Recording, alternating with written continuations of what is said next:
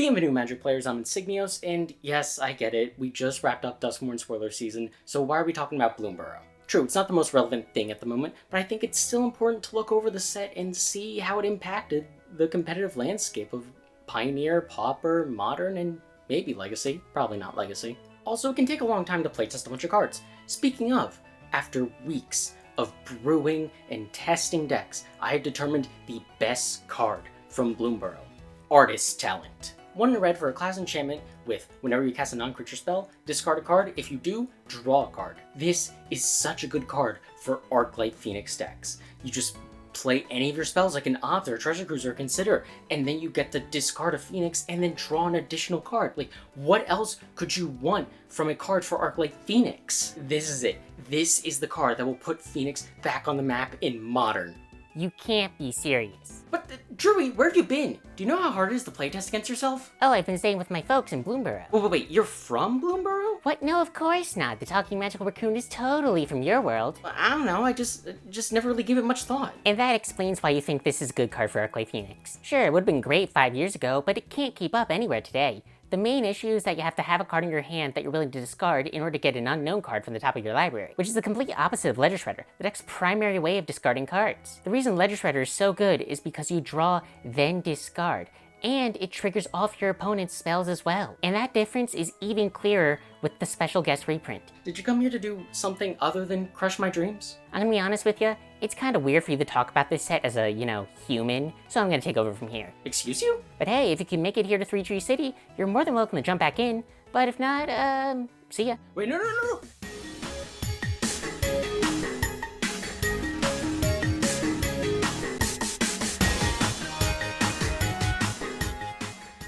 Hello everyone, I'm Drewy Dredge from Bloomburrow, specifically Three Tree City, which means I know all about these streets. So follow me and I'll show you where to get the best coffee, the best pizzas, the best sandwiches, and most importantly, the best cards to play in a game of Magic the Gathering. Let's say we keep the momentum going by going over another class card, specifically Scavenger's Talent.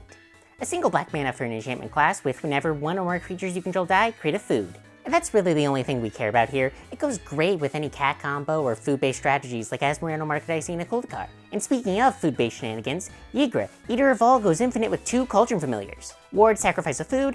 Other creatures are food artifacts in addition to their other types and have pay 2, tap, sacrifices permanent, you gain 3 life. Just have 1 Cauldron Familiar in your graveyard and then 1 on the battlefield. Sacrifice the one on the battlefield to the one in the graveyard, that one comes back to the battlefield, the other one is in the graveyard, and then rinse repeat until you win the game.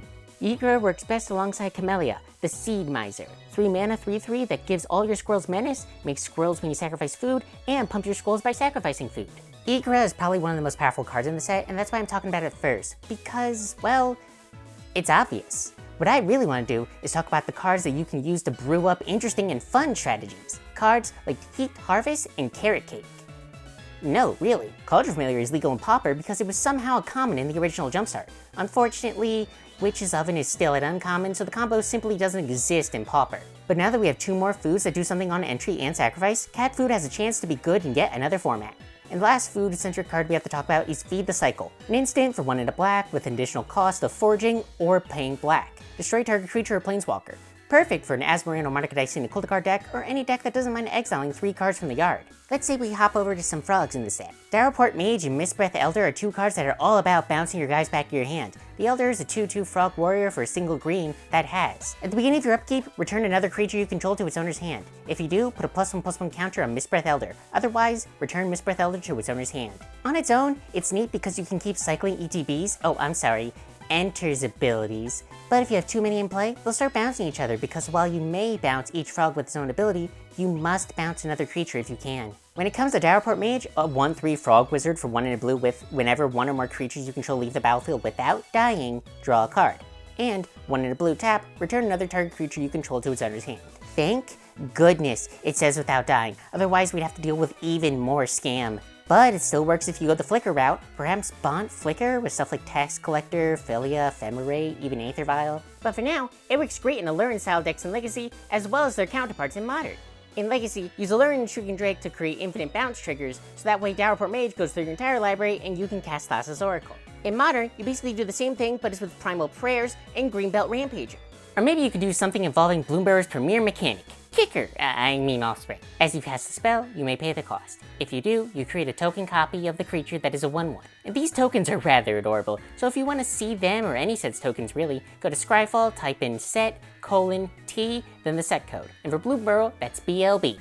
Creatures with offspring are basically creatures for the early game that become 2 creatures in the late game. Here are a few that don't really have a home, but I just think they're kinda neat. Coruscation Mage pings each opponent whenever you cast a non-creature spell. Could be decent in Arclight Phoenix sideboards. Maybe even Modern Storm. With Darkstar, you pay 4 mana for 2 Dark Confidants with flying. That's just straight up value. Tender Wild Guide is such an amazing mana dork on its own. A 2-drop that either taps for 1 mana of any color, or gives itself a +1/+1 counter each turn. Warren War Leader is overrun on a creature, but it's every single turn. Or you get another rabbit so that way you can build up into a future overrun. You know, speaking of crying children, I wonder how Insignios is doing. What do you mean there are no trains to Bloomburrow? I thought you were like building trains all across the multiverse. I don't need you to explain the laws of thermodynamics to me. I play Izzet. What I do need you to do is to help me get to 3-Tree City because I found Arclight Phoenix lists that are playing artist talent and I need to show them the Drury so that way he knows that he's wrong and I am right! But by far, the best card with offspring is Iridescent Vinelasher, a 1/2 lizard assassin for a single black mana with landfall. Whenever land enters the battlefield under your control, this creature deals 1 damage to target opponent, and it has offspring for 2 generic. At baseline, this is a very good card for an aggressive black decks in Modern, but can we break it? Maybe in an amulet deck?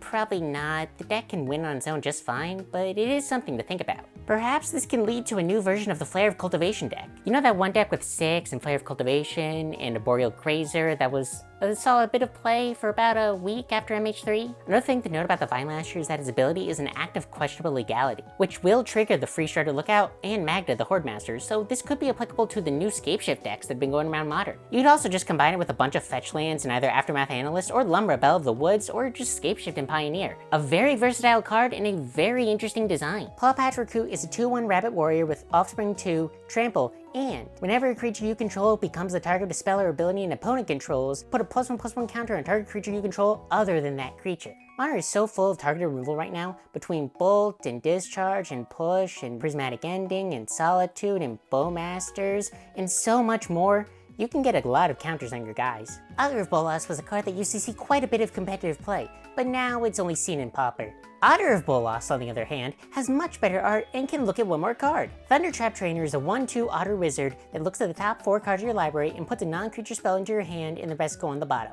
He also brought his kid to work! Unfortunately, he has to promise the brat McDonald's in order to get him into the cart, which is why it costs 4 mana. Despite some upsides, I don't expect Thundertrap Trainer to see a lot of play, but I would love to be proven wrong.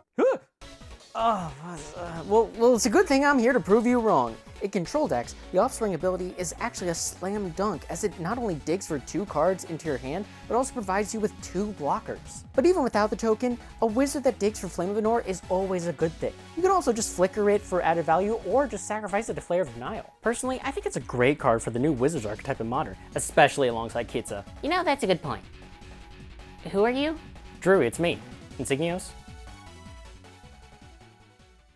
I feel like this is culture appropriation. Kitza is a 2-drop legendary wizard with prowess and vigilance, meaning it's a 1/3 that can dodge bolt with a bolt of your own. They can loot even after attacking or copying an instant or sorcery after you cast 2. Remember, prowess is a trigger that goes on the stack and resolves before the spell that triggers it, so you can copy the spell that gets Kitza to power 3. Lastly, Kitza goes infinite with Treacherous Greed, and that's just neat. I feel very confident in saying that Kitza is going to be a card that you should definitely keep your eye on going forward.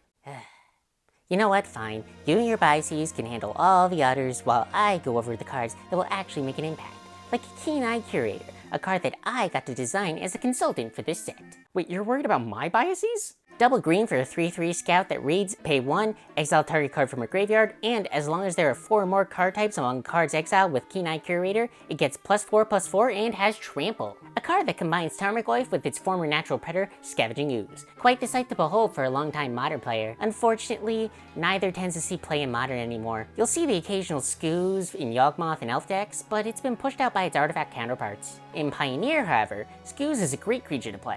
You can absolutely expect to see this in a green-based aggro deck, or mid-range decks, as well as mono-green Devotion for as long as those decks are relevant. Valley Floodcaller is an Otter Wizard for 2 blue with Flash, your non-creature spells have Flash, and the cherry on top of this fluffy sundae is that it gives untapping prowess to itself and all of your other otters, birds, frogs, and rats, oh my. So, Underworld Breach anyone? It can go infinite with any 0-mana artifact and Retraction Helix, which is very similar to the Rona combo that sees some play in Pioneer. Adding any redundancy to a combo deck is always welcome, so this is where it will likely find a home. Scrap Shooter is a 3-mana 4/4 with reach that can destroy an artifact or enchantment by gifting a card. Yeah, it has some drawbacks, but not every card is going to be like Shieldred the Apocalypse or an Elemental Incarnation. If you get past that, of course this is a good card, and the best place for it is in Pioneer Green Devotion decks, as it provides 2 pips for your Nykthos. Stormsplitter is a 1/4 auto wizard for 3 in a red with haste, and whenever you cast an instant or sorcery spell, create a token that's a copy of Stormsplitter. Exile that token at the beginning of the next end step. Each of the tokens you create has this ability, so that means one spell becomes 2 otters, another spell becomes 4 otters, and so on and so forth. It's exponential otters. It's a skewed swarm, but for instants and sorceries. That only lasts until the end of turn, unfortunately. But considering how fast the numbers grow with a little sleight of hand, you'll be sailing on a treasure cruise if you opt into this guy. Another thing to ponder is that the tokens can make for excellent blockers. And, as if preordained by fate, it can go infinite with Sprout Swarm. Why do all these otters keep going infinite? Well then how about one that doesn't combo off? Storm Chaser's Talent is a class enchantment for a single blue that reads, when it enters, create a 1/1 blue and red otter creature token with prowess. 3 and a blue for level 2, when this class becomes level 2, return target instant or sorcery card from your graveyard to your hand. And for 5 and a red at level 3, whenever you cast an instant or sorcery spell, you create another one of those otters. This card is technically the 5th 1-drop prowess creature, 4th if we're talking Pioneer. It's also the 3rd card among this group that can trigger prowess, and it's the 2nd one that's also an enchantment, as well as the 2nd one that involves an otter. What are the odds? But it is the 1st with late game utility. But for the most part, you're just going to play with a bunch more prowess creatures and slickshot show off and deal serious damage to your opponent very quickly. Valley Rockcaller is a Squirrel Warlock for 1 in a black, 1/3, with Menace, and whenever it attacks, each opponent loses X life, you gain X life, where X is the number of other squirrels, bats, lizards, and rats you control. But why bring this card up? Modern Squirrels deck. Yeah, got the gears turning just hearing that, right? Get a bunch of squirrels in play, swing for a bunch of life drain. Sounds like a good strategy, yeah? Unfortunately, it probably won't work, but I'm not gonna stop you. Live your dreams. Ocelot Pride in blue. Ragavan in blue. Tameo in blue. Wait, no. Well, that is what you get with Mockingbird. For X and a blue, you get a 1/1 bird with you may have Mockingbird enter as a copy of any creature on the battlefield, so long as the creature in question has mana value less than or equal to the amount of mana spent to cast Mockingbird, except it's a bird in addition to its other types and has flying. So as long as your opponent plays it, you also get it, except your copy has flying. You can even just copy your own stuff, essentially 8 copies of Ocelot Bride. Or you can play Ranger Captain of Eos, search the bird, play it copying the Ranger Captain, find another bird, and repeat.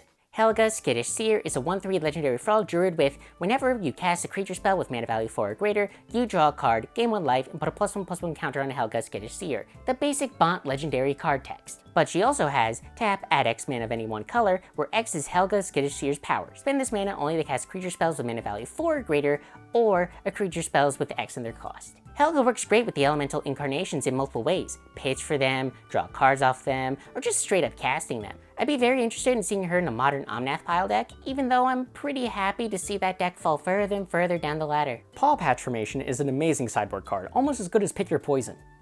No, not that one, the other one. There we go. Instant Speed destroys Nadu, or Murktide, or Urza's Sagas, or Atraxa, or Archon of Cruelty, or Shark Typhoon, or the Flying Shark token, or you could just cycle it for a card and a food. You could even mainboard in Creativity decks, as both removal and a way to create a token for you to target with Indomitable Creativity. Emberheart Challenger is a 2-mana 2/2 with haste, prowess, and heroic. Valiant. Exile a card off the top of your library, and you can play it until end of turn. This is great for Pioneer Prowess decks, as it grants them repeatable card advantage without needing to play blue. But it's not the only mouse to add to your deck. Heartfire Hero is a 1-mana 1/1 that continuously builds up +1/+1 counters throughout the game with its Valiant ability. And then it deals damage to each opponent when they try to get rid of it. Long River's Pull. Blue, counter target creature spell, or if you gift them a card, you can counter any spell. Is it similar enough to counterspell to be good in Pioneer? Personally, I think so. Especially with the way gift works, which is basically just kicker. See, they don't draw the card unless your spell resolves and their spell gets countered. And that's only when you're not countering a creature. Another thing it does exceptionally well is make for a great segue to all the other gift cards, like Into the Floodmaw, single blue instant that bounces a creature or any non-land permanent by gifting a fish. Do you know how good a 1-mana bounce any non-land permanent at instant speed is? Sure, you gotta promise them a gift, but it's literally just a tapped 1/1 fish, and that's only when it's not a creature. Thank goodness this is uncommon though, otherwise it could have been pretty pricey. Cruel Claw's Heist is a card that will almost always be better when the gift is promised. Black sorcery that says gift a card. Target opponent reveals their hand. You choose an non-land card from it. Exile that card. If the gift was promised, you may cast that card for as long as it remains exiled, and mana of any type can be spent to cast it. With the way gift works, they draw the card while you look at their hand with said card in it, with no time in between for them to respond. This is because the gift is not part of the casting cost. The promise is, meaning they can't do anything to stop you from taking the freshly drawn card out of their hand. If you're just looking to thin their hand, the gift isn't necessary. But if you're looking to take something for yourself, by all means, make this a gift exchange. Dewdrop Cure is a sorcery for 2 and a white with gift a card. Return 2 target creature cards with mana value 2 or less from your graveyard to the battlefield. If the gift was promised, instead return up to 3 target cards with each with mana value 2 or less from your graveyard to the battlefield. Initially, I assumed this card would be great for Pioneer Amalia decks, but the card rarely appeared in them. Unfortunately, it will never get the chance because Amalia has finally been banned in Pioneer. But fortunately, Pioneer isn't the only format with white, black, green combo decks. If you combine Samwise Gamgee, Cauldron Familiar, and a creature sacrifice outlet, you have an infinite combo that wins you the game. Samwise combo decks are often interrupted by spot removal or board wipes, so a card that can get your pieces back from the graveyard is always appreciated. Since it can get back up to 3 creatures at once, you can immediately set up the combo from your graveyard. And if you're sad about Amalia getting banned in Pioneer, this deck not only plays similarly, but you can shove the Amalia combo into this deck, and it works. But Dewdrop Cure isn't only for combo decks. You can also use it in aggro decks that are very low to the ground, like humans in both Pioneer and Modern. Maybe splash some colors and throw it in the Modern Merfolk and Elves. Innkeeper's Talent is a card that so many decks have been waiting for. 1 and a green for a class enchantment. At the beginning of combat on your turn, put a +1/+1 counter on target creature you control.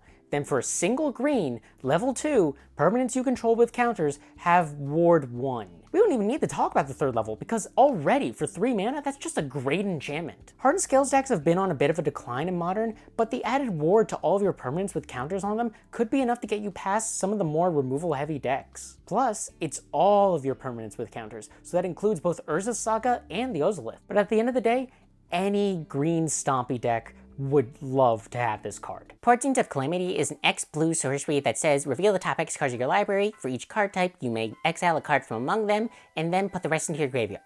You may cast a spell from among the exiled cards without paying its mana cost if you exile 4 more cards this way. Then put the rest of the exiled cards into your hand. Certainly a card to keep in mind if you want to brew something spicy. Maybe this could see play in those Shifting Woodlands Omniscience decks that were all the rage for, about a week, but I think this card's home is going to be mono blue Tron. Set up Tron, get out a blue, play this, go through 6 cards, look at a bunch of them, and Tron has a wide variety of card types, so that means you will easily be able to get a card out onto the battlefield this way. Oh no, it's an elemental attack! Oh hey, that's a perfect segue to talk about the elementals in the set. Actually, no, that's a great idea. You stay here and do that, and I'm gonna run away. Eddie Murphy the Crab is cool. 5 blue for an elemental crab with flash. This spell costs 1 less for each instant or sorcery in your graveyard, and enters the battlefield tapped if it's not your turn. But when it enters, tap up to 2 target creatures. Unfortunately, Murktide Regent keeps all cards like this out of Modern, but perhaps Pioneer could be its home if you played alongside Tolarian Terror. I should be safe here. Oh no, another cost-reducing big creature. This is Huskburster Swarm. 7 and a black for 6/6 with Menace and Death Touch, and this spell costs 1 less to cast for each creature you own in exile and in your graveyard. This could be decent in a Dredge or Living In sideboard when your opponent just keeps exiling your graveyard, but that's really its only application. To be honest, I wasn't really going to talk about it, but I brought it up because Aspiring Spike mentioned cheating it out with Serum Powder, and that, to me, is such a hilarious idea for a deck that I needed to spread the word. Lumra is yet another card from the set with an infinite combo. 4 green, 6/6 with Vigilance and Reach, power and toughness equal to the number of lands you control. When it enters, mill 4 cards, then return all lands from your graveyard to the battlefield tapped. All we really care about is that final ability, as this combo is achieved with Modern's Amulet Titan deck. Copy Lumra with Mirror Pool. The new Lumra enters, milling 4 cards and putting all lands in your yard into play, including the Mirror Pool. Mirror Pool would then be untapped by any amulets you have in play, allowing you to repeat the process until you mill your entire library, which ultimately include Valakut the Molten Pinnacle. So long as you have some Dryads of the Elysian Grove out in play, all the Valakuts that come in play, as well as all the lands, will deal 3 damage to your opponent, thus winning you the game. Personally, I don't know if Amulet Titan will even go for this, because they really have all that they need to win, especially now that they have Hatsune Miku on their side. Beza may seem like a relatively weak card, but they're actually a great card if you're ever on the back foot. 2 white for a 4/5 that gives you stuff for each thing that your opponent has more of in you. Treasure for lands, draw a card for hand size, 2 1/1 fish for creatures, and 4 life for... life, I guess. A decent 1 or 2 of in control decks, especially in Pioneer. Sunspine Link says players can't gain life. Damage can't be prevented. And when it enters, deals damage to each player equal to the number of non-basic lands that player controls. Price of progress? More like price of progress. Well, I thought it was funny. This card does so much. Stops life gain and deals plenty of damage to domain decks in every format. But Pioneer is where this card will make its claim. Due to the exclusion of fetch lands on the format, every multicolored deck runs mostly non-basic lands, meaning the links will always have some damage to deal. Just remember that all of the abilities are symmetrical, so a mono red deck sideboard is probably the best place for the links. Dear God, the bane of the pre-release. As an additional cost to cast this spell, you may sacrifice any number of non-land permanents. This spell costs 1 less to cast for each permanent sacrificed this way. When this creature enters or attacks, put a blight counter on it. Then, for each blight counter on it, each opponent loses 4 life unless that player sacrifices a non-land permanent or discards a card. This is Rotten Mouth Viper, a 6-mana 6/6 that is very easy to get out early, which is great for its ability because your opponents will be forced to sacrifice what few permanents they have or discard the cards in their hand that would help them out with it or face the consequences. The consequences being, and this is key, it's for each blight counter on it. An escalating torment of hellfire that goes off each turn? Yes, please. I can't wait to try this in my Aspertia Market I see in the Coldicard deck in Modern. And that's all the cards from Bloomburrow. It's also the rest of our lives if we don't do something about all these elementals. Alright. Wait a minute. Is that Bogey? Oh, then that makes this easy. Oh my god. Come here, boy.